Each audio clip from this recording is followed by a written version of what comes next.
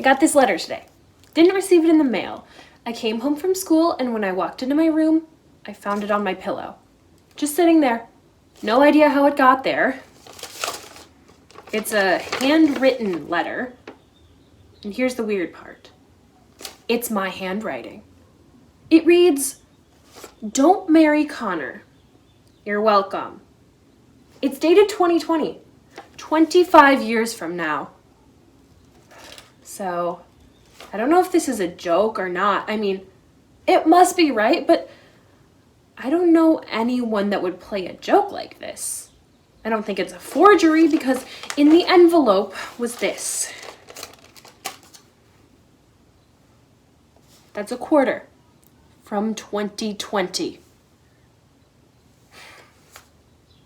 So, is this from myself in the future or something? Do I know a Connor? I know no Connors. I mean, maybe it's a reference to T2 because the kid's name is John Connor. So this is a joke, right? The stationery is from someplace called Freedom Tower, 285 Fulton Street, New York City. I looked that up at the library, and that's the Twin Towers. Like, there is no Freedom Tower, and no one I asked knew anything about it. So, I don't know what I should do from here. Like, other than not marrying Connor, whoever the fuck that is. Like, there's a whole piece of paper here. Future me could have given me more details. Like, a last name, when I'm supposed to meet him, what college he goes to, anything. Don't marry Connor. That's all I get. Maybe that's all I had time to write. Like, I don't know how time travel works since, right now in the present we don't have that. Maybe I could have sent a tape or a CD or something. Or a hologram or whatever they use in the future. Don't marry Connor. You're welcome. You're welcome. Like, I had to get cute. I had time to write 2 more words, and I used them to get all superior. You're welcome. I don't even know what I'm thanking you for. Me, bitch. Is Connor abusive? Like, if I marry this guy, is that why I only had time to write those 2 sentences? Like, oh no, I hear Connor down the hall and he's in one of his moods. Better wrap this up. You're welcome. There, awesome. That's gold. I'm saving my past self from the horrible, tormented life I've become accustomed to. But there's no reason not to toss in one of my patented quips.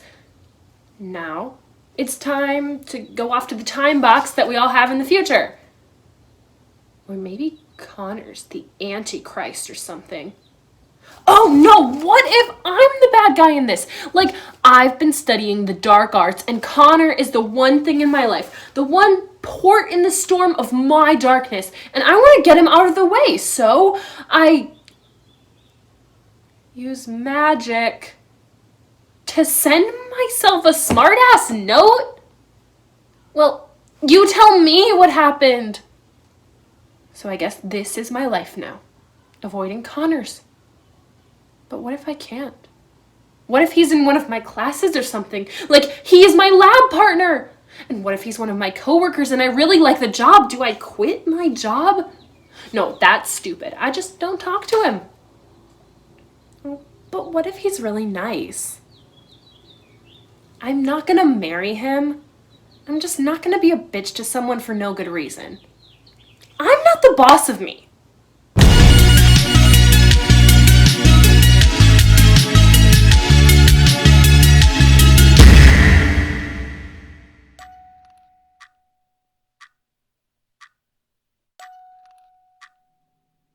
Your future support line, learn your possibilities. This is Marsha. Can I have your name, please? Hi, my name is Jason Warner. Okay. I have your account in front of me, Jason. How can I help you today? Okay, so I've been offered a job with 2 different companies, and I'm not sure which one to say yes to. Can you tell me what happens in both timelines? And what are the names of the companies? CompTake and Metasoft. Okay, well, if you take the job with CompTake, you get promoted in a year. Oh, nice. But you become miserable because your boss is an abusive jerk. Oh. Yeah, that promotion is to do all the shit work that he doesn't want to do, and he takes all the credit for it. Oh, no. So, I guess not that one. Well, eventually you quit, take a series of dead-end jobs, and at one of those you meet a woman that you fall in love with, named Penny. Oh. But I'm miserable up until then? Yeah. Wow. What happens if I take the job with Metasoft? Well, it's fine. The pay's good, and you're basically happy. But I don't fall in love. No. I mean, at least not with Penny. So, knowing what I know, could I find Penny and take the job with Metasoft? No, if you take the Metasoft job, the timeline changes enough that the two of you will never meet. Oh, crap. But will I fall in love anyway? I'm sorry, we don't have any way of knowing that, because if you do, it doesn't have anything to do with the choice you made. Oh. But what if I tried to find Penny? Penny is currently married and very happy. But how happily married could she be if she's going to get divorced? She becomes a widow? Oh. My God. Yeah. This got dark. It often does. Does he not die if I take the job with the other company? Possibly. All I see here is that the two of you together is not a possibility unless you take the first job and spend 5 years being miserable. 5 years? Yeah, I mean, effectively, you become a different person, you view life differently, and that's the person that Penny falls in love with. Would Penny and I be happy together? Sorry, but I can't generate an answer until you actually make a choice. Oh, I see. Got it. What do you think I should do? We're not supposed to give advice. Oh, but I mean, what would you do? I mean, I guess you have to decide if true love is worth 5 years of being miserable. But is true love what we're talking about? I mean, it looks like it. But with the other job, I'm happy? Basically, but you knowing what you know now, a little less. Shit. What if I don't take either job? Oh, you die. What? Yeah, both jobs keep you active in ways that keeps you going, as well as the benefits. Sure. But in all of the possible universes, if you don't take at least one of the jobs, you die. How? I don't have any data on it. Well, I have plenty of data, but it's upsetting. How so? People usually get upset when you tell them how they're going to die. Well, obviously, but how can you not have data on my death? Actually, the problem is that there's just too much data. There's lots of different deaths in all the other universes. In one, you're hit by a car on the way to another job interview. In another, you become depressed and kill yourself. In another, you have a condition that never gets caught because you don't have the health benefits. And in yet another one, you get hit by a small meteor. What? Clearly, we've reached a crossroads in your life, and the cosmos has decided that this decision will change your life. Something somewhere out there has decided that you really have to make a choice.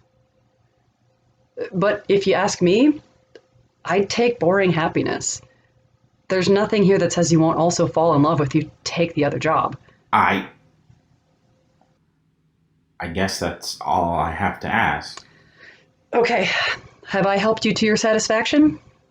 I suppose. Thank you for calling your future, and have a good day.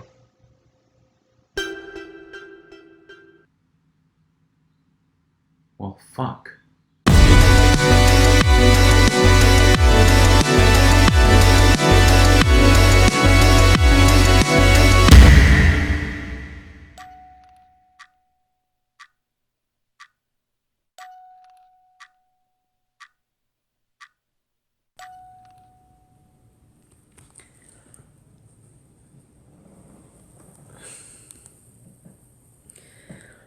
What I remember is pulling the kid from the burning car.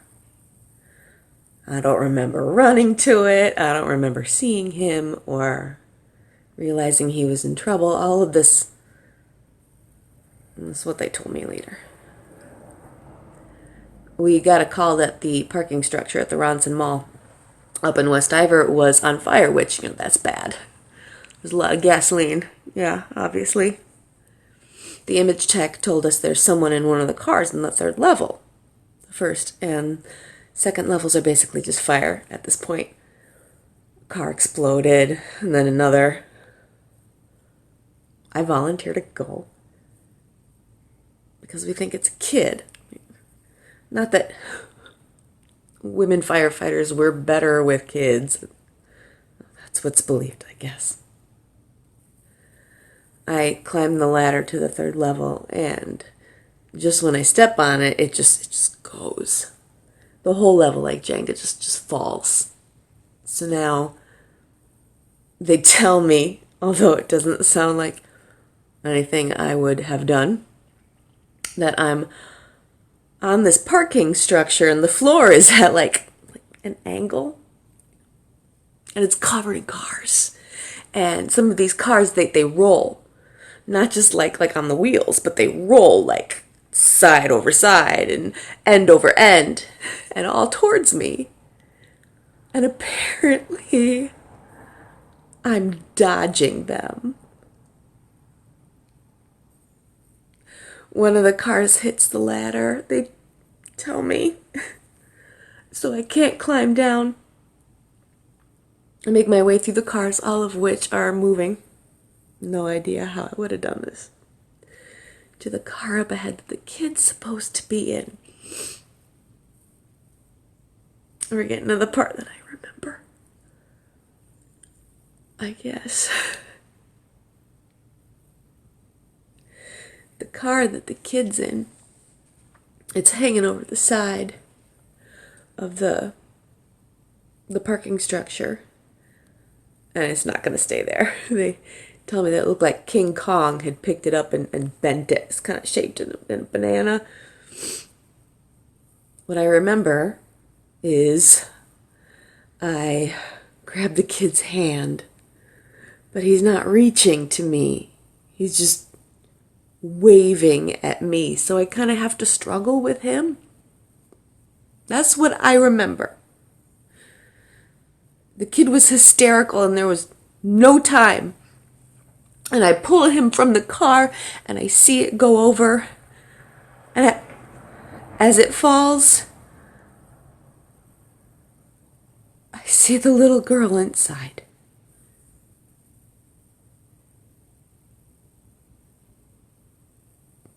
It's the kid's sister. And she's alive too. Screaming all the way down in the fire, and I still hear the screaming.